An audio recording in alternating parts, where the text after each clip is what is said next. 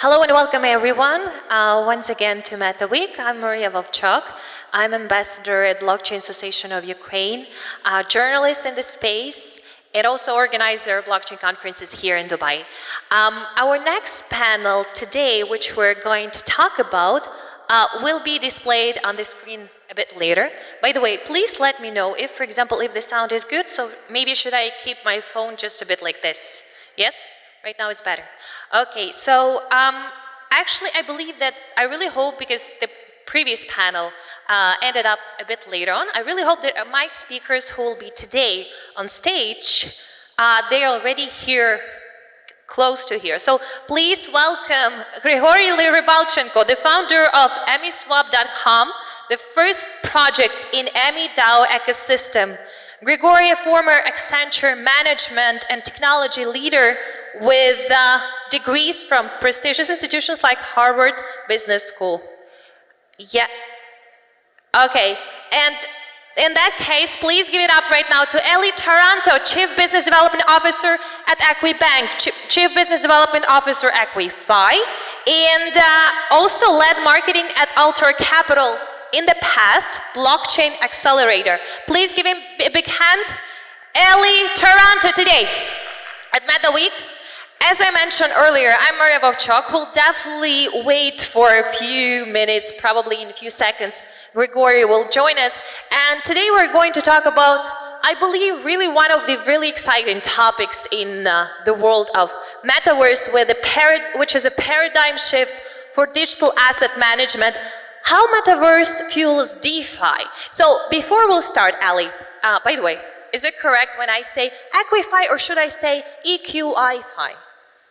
How should EQIBank and EQIFi. So I can use, yeah, I can spell it, like pronounce it in both ways. Because for me it's very important, by the way, to pronounce every name correctly. Thank you so much. So before we'll continue, please raise your hand. Who is, in this case, is at the blockchain conference for the first time ever? Is there anyone? 1, 2. Please don't be shy, because in that case, we will be able to help those people who are coming for the first time, help to understand what is going on in the world of DeFi and Metaverse world. I would say Metaverse/Web3 world. I actually believe that Grigory will join us really fast, but in that case, meanwhile, we will definitely, I think Ali will do this as a kind of fireside chat. By the way, can you hear me right now? And can everybody in the audience hear me well? Okay, because sometimes it's very important, how do you hold a microphone properly or not? So right now it will be properly and Ali will hear me, yes? Let's go for it. So what would you say if we would start our conversation as fireside chat? And I really hope that meanwhile down the path, Grigory will also join us. Yeah? Sounds good. Yeah, let's go for it. Okay. So before we'll continue, Ali, please, for those people, because I know that maybe you met a lot of people today on stage. Not only on stage, I mean before the stage. If somebody would have to remember you by your business qualities, what do you believe are your, let's say, the best business qualities which help you to be successful at what you do? I'd summarize probably in one word, it's perseverance. Perseverance, yeah. Oh. I Not know this quitting. word. I remember this from one TED talk. Which one? I right now cannot recall the name of neuroscientist, but she was telling that perseverance is the thing which actually helps you even when you fail, even when you feel like... I think I saw that one. Was it neurobiologist or something? Yes. Yes. I forgot her name, but yeah, you're right. Yeah.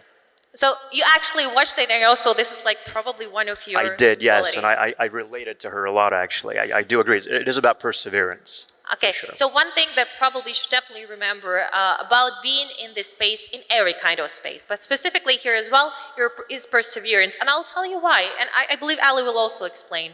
Whenever you feel that some of the topics in this space are a bit confusing to remember, you still need to keep it up, you still need to keep it going, keep learning, and in that case, after some time, you feel you understand it, right? Absolutely. It's all about sort of digging, knowing that if you don't know about it today, it's only about a second away on the internet. It's always available to you. Information is, we live in the information age, so nothing is far away. So, by the way, please remember perseverance is one of the things. Can you add something something that the audience will remember you by? Maybe there is something that the audience should definitely know something about Ali.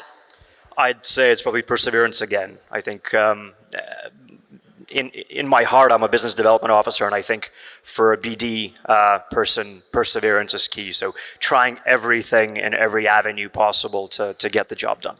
Sure. So, Ali, let's right now wrap it up a bit if we're talking about the market last year. Because if you analyze 2021, so it was the time when the crypto market hit $3 billion market cap.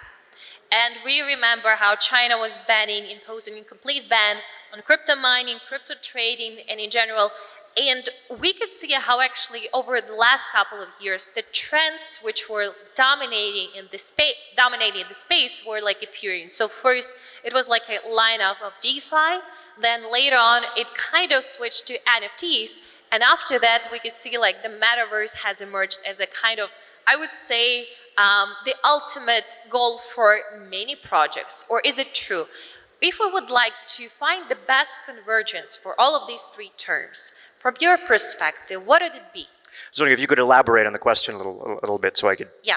So in that case, for example, we're talking about like three major trends, especially for those who are coming here for the first time. How, from your perspective, where there is like convergence between these type of trends in the best possible way? I think it's definitely finance. So I think it's, we will find that whatever the metaverse is, whatever it will be, whatever it is now, it's always going to be about having the ability to pay for goods and services.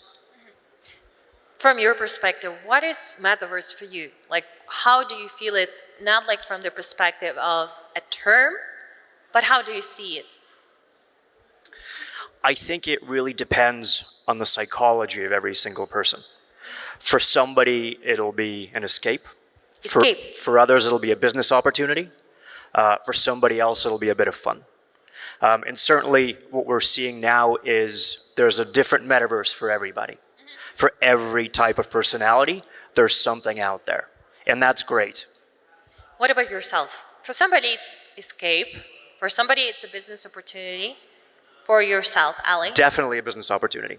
Okay. And a bit of fun. Can't forget about that. Okay. I believe in that case, there is no probably like bigger, very big, maybe opportunities if there's no fun from this perspective. Can you please tell us if, for example, like a lot of people as well here, they also have learned something definitely about Metaverse, NFTs, and DeFi.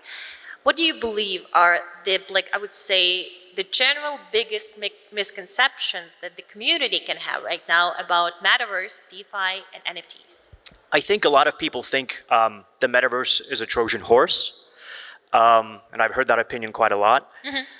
That I'm not sure that's the case. I think it's a natural progression of technology and where we were 20 years ago and where we are now. I don't have any critique for the Metaverse. I think it is what it is. Again, it's important. We're all here about business opportunities, I think. It's about understanding what it is, who you are, what you can bring to it, to this new market. We're back in 2017 where, the ICOs were launching and everybody was doing this and that. And the biggest question was, do you really need blockchain? How does blockchain apply here? And I think the time right now is for everybody to ask, what can you do in the metaverse? What are you there for? What are you here for? How good are you there? Can you transcend who you are, what you do, what you produce in the metaverse? And that's the key question everybody should be asking. Can you, in that case, what do you think is the biggest misconception about NFTs? Because again, I'll tell you honestly, like, from what I heard so far, some of the people, they're like perceiving this as a kind of a bit different purpose. Somebody, like I heard like really different explanations. But in your perception, what conception we should forget about when somebody is telling you, oh, NFT is this? So what is wrong about that? I thought I knew everything about NFTs until 2 weeks ago. Yeah. Somebody told me they NFT'd Santa. NFT Santa. NFT'd Santa Claus. Really? Yeah, they actually NFT'd Santa. Why? How did they explain? Why do they see that? They went to the Orthodox Church, and they asked permission from a pope whether they would grant them permission to NFT a saint. Okay. And the pope gave that permission of that particular church, the priest. Can I ask you which city? I think it was somewhere in Bulgaria. Okay. Somewhere there. But it doesn't matter because that in itself is pretty unique, and a religious authority granted that right. Oh my God. So I think. So are they right now minted on OpenSea or where else? I don't know whether they're in heaven and hell, what's going to happen to them after, where they are. But it happened. I think they're in OpenSea, to be honest. That's probably where they all are. Okay. But I think, when you're asking the question, what to do about NFTs, who they are, rather what it is and what to do, the key is who's selling it, who's auctioning it. Because the question then becomes, are they laundering money? Is it an art project? Is it innovation, or is it something else? So it's always about the person, just like with the metaverse. It's always about who's doing it. Okay, can you tell, let's from NFTs to metaverse. Do you believe that metaverse is, from this perspective, is more real than the real world? I think it'll become that. Why? I think because people have dreams, people have traumas, and both will be relived in that metaverse. So how can you think... In those metaverses. Okay, how do you think metaverse from this perspective can help? From that perspective? I think it'll have a big application in psychology and psychiatry. I think... can you hear me? Yes. I think it will definitely help people overcome a lot of their problems. I think it'll help peace. I think it'll help business. I think it'll help us become a new type of humanity. Because, if you look at a metaverse where, like there's some which are very, very, I guess, they focus on things that are negative, put it that way. And there's some that focus on things that are positive. And I've read statistics that those that focus on things that are negative have less customers, less users than those that focus on the positive.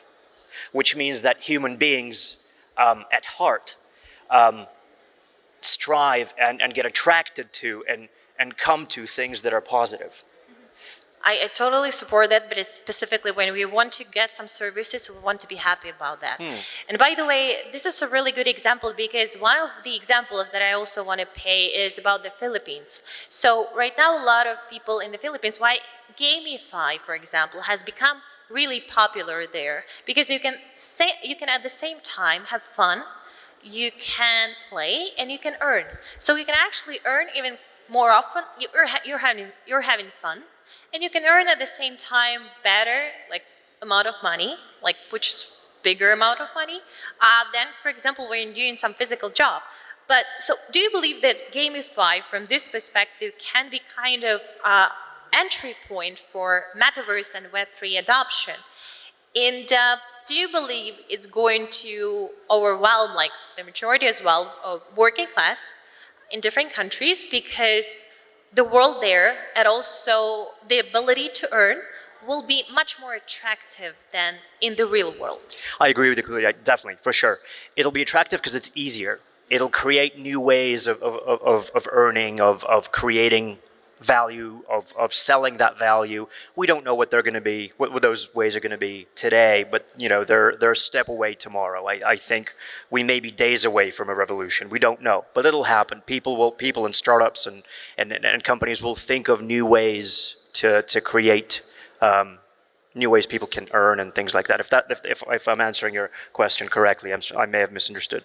Yeah, but I'm also curious how this, from your perspective, revolution will look like. Sorry? Revolution will look like from this perspective when it happens? That's a really good question. I was thinking about that the other day. And I think the one thing that we're all missing in the metaverse is integration. So doors into various metaverses. So if you're in Decentraland, how do you go to Sensorium? how do you go to, I don't know, Sin City, for example? And that's what's missing.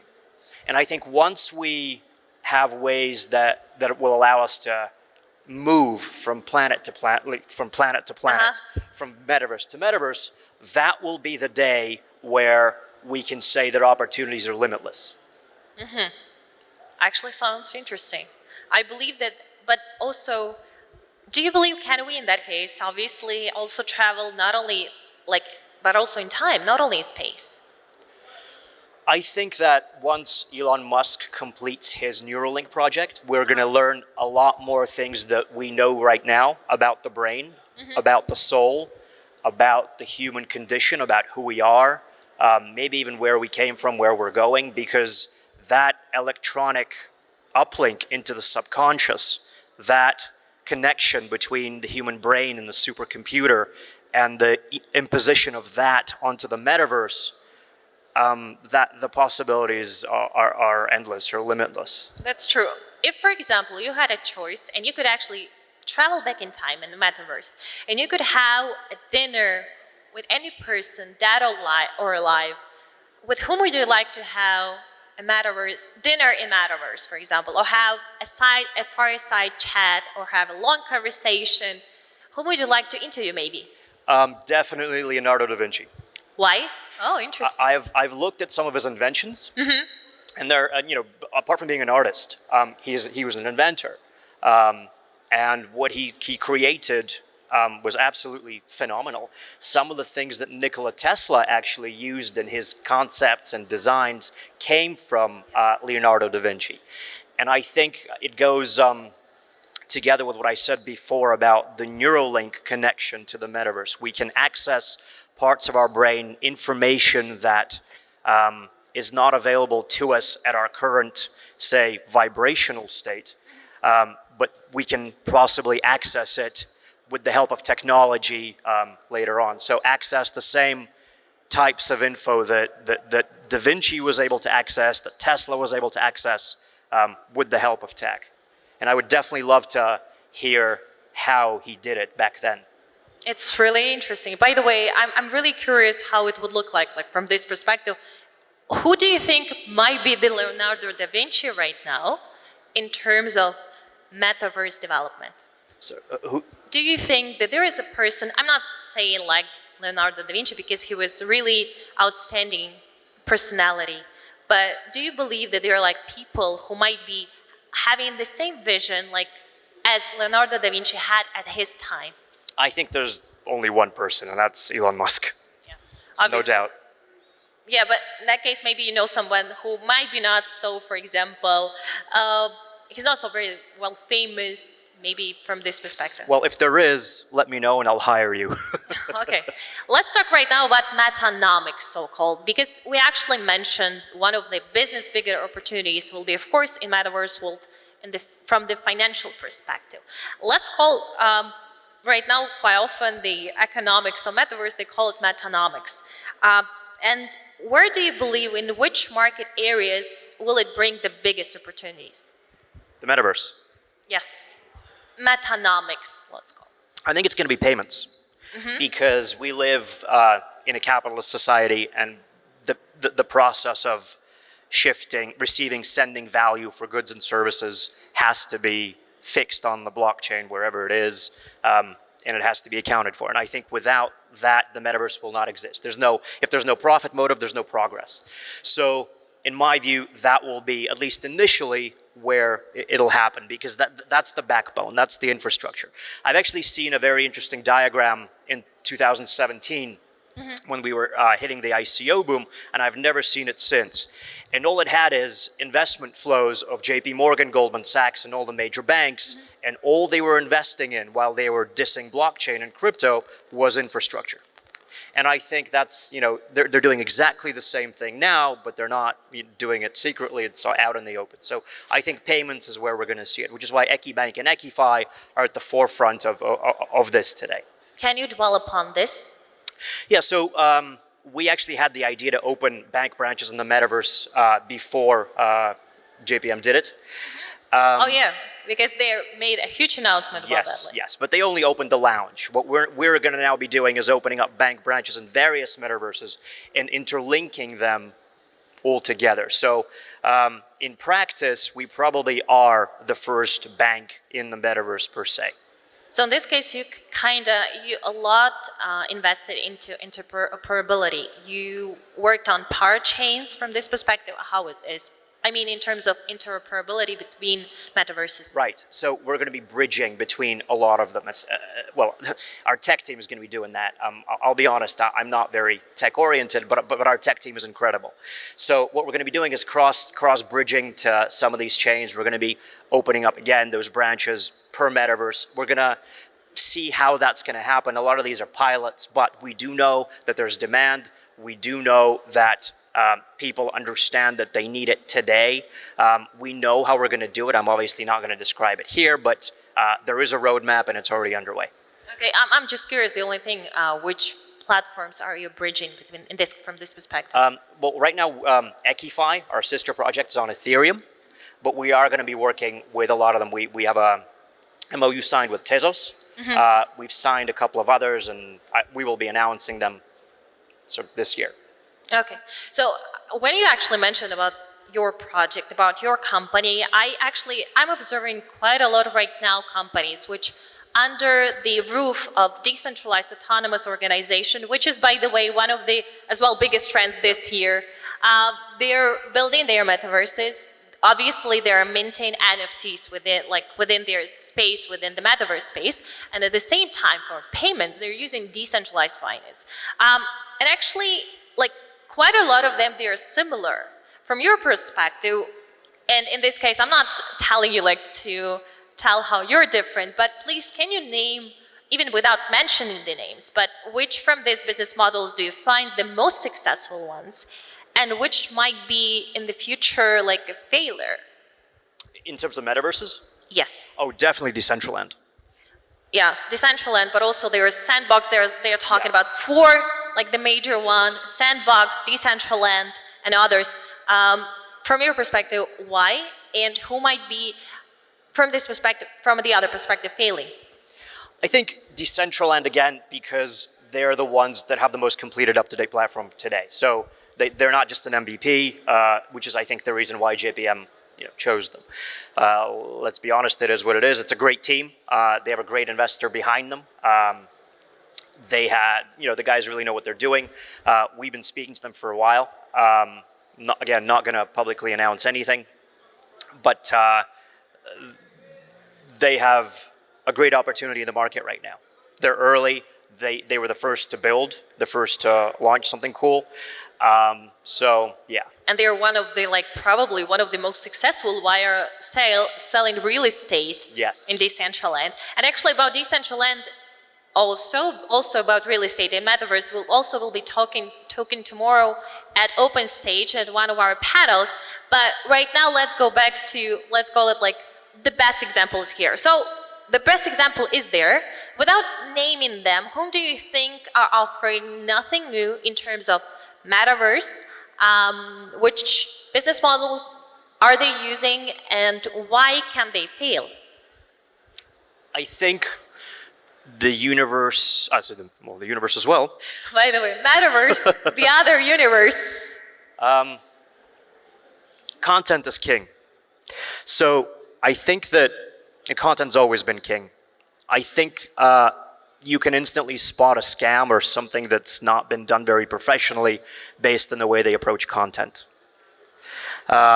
If the content is bad, if it's, you can instantly spot something good for something not so professionally made. And I think there are a lot of projects out there like Sensorium, like Decentraland, which are fantastic. And it's all about content. If you have little stick figures running around, it's cool for a while. It's a nice little novelty, but it's not, what will be top of the market in a month, in a year. Okay, is the metaverse strategy, which is used by Decentraland, will it be used as well by EQIFi? Do you believe that this is the best option, or do you come with even better metaverse strategy for the future of your company? So EQIFi and EQIBank, we're payment systems providers. We provide the payments option.